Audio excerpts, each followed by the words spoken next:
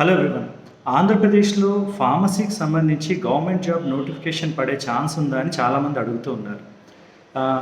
ఆ విషయాలు చెప్పడానికి వీడియో చేస్తున్నాను. ముందుగా గవర్నమెంట్ జాబ్ ఫార్మసీ వాళ్ళకి ఏ ఆపర్చునిటీస్ ఉన్నాయో చూద్దాం. డ్రగ్ ఇన్స్పెక్టర్, జూనియర్ అనలిస్ట్, ఈ రెండు డ్రగ్ కంట్రోల్ అడ్మినిస్ట్రేషన్లో ఉండే జాబ్స్ ఇవి కాకుండా పాలిటెక్నిక్ లెక్చరర్, ఫార్మసిస్టు, ఈ జాబ్స్ అన్నీ కూడా ఆంధ్రప్రదేశ్ పబ్లిక్ సర్వీస్ కమిషన్ నుండి వచ్చే జాబ్స్ ఇవి కాకుండా APSCHE, Andhra Pradesh state council for higher education వాళ్ళు యూనివర్సిటీలో పోస్టులు ఫిల్ చేస్తారు. వాళ్ళు ఆంధ్రప్రదేశ్ యూనివర్సిటీస్లో ఫార్మసీలో ఆల్మోస్ట్ 72 అసిస్టెంట్ ప్రొఫెసర్స్ వేకెన్సీస్ ఉన్నట్టు లాస్ట్ ఇయర్ ఒక నోటిఫికేషన్ ఇవ్వడం జరిగింది. అయితే రూస్టర్ ప్రాబ్లమ్స్ వచ్చి ఆ నోటిఫికేషన్ క్యాన్సిల్ అయ్యే ఛాన్స్ కనిపిస్తుంది. ఇవి కూడా వేకెన్సీస్ ఉన్నాయి. సో ఓవరాల్గా ఈ పోస్టులన్నీ ఫార్మసీ చేసిన వాళ్ళకి గవర్నమెంట్ జాబ్ ఛాన్సెస్ అనమాట.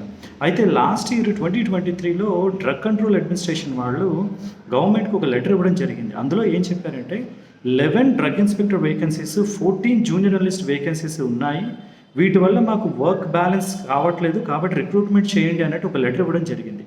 దీన్ని బట్టి ఏమర్థమవుతుందంటే 11 drug inspector clear vacancies, 14 junior analyst vacancies ఉన్నాయి. ఇవే కాకుండా పాలిటెక్నిక్ లెక్చరర్, ఫార్మసిస్ట్ పోస్టులు కూడా వేకెన్సీస్ ఉన్నాయి. ఇవన్నీ కూడా ఏపీపీఎస్సీ నుండి వచ్చే జాబ్స్. ఏపీఎస్సిహెచ్ నుంచి మళ్ళీ కొత్త నోటిఫికేషన్ వస్తే 70+ అసిస్టెంట్ ప్రొఫెసర్ జాబ్స్ వచ్చే ఛాన్స్ ఉంది. అయితే నోటిఫికేషన్ వస్తుందా అంటే కొత్త గవర్నమెంట్ ఏం చెప్పిందంటే ఉద్యోగాలు మేము కల్పిస్తాము అని చెప్పడం జరిగింది. అయితే గవర్నమెంట్కి ఫార్మసీలో ఉన్న నిరుద్యోగులు ఉన్న అవకాశాలు, వేకెన్సీస్ గురించి సరైన ఇన్ఫర్మేషన్ రిప్రజెంటేషన్ ద్వారా చేయగలిగితే నోటిఫికేషన్ వచ్చే ఛాన్స్ ఉంటుంది.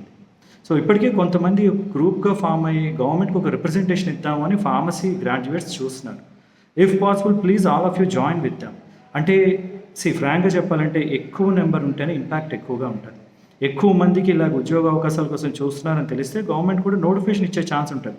ఇమ్మీడియట్గా కాకపోయినా అట్లీస్ట్ ఆ ప్రాసెస్ స్టార్ట్ అవుతుంది. ఫార్మసీలో ఉన్న వాళ్ళకి జాబ్స్ వచ్చే ప్రాబబిలిటీ పెరుగుతుంది.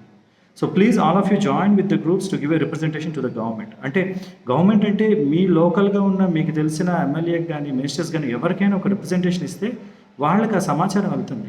ఈ పోస్టులు ఉన్నాయి, ఇంత వేకెన్సీస్ ఉన్నాయి, ఇంతమంది నిరుద్యోగులు ఉన్నారు.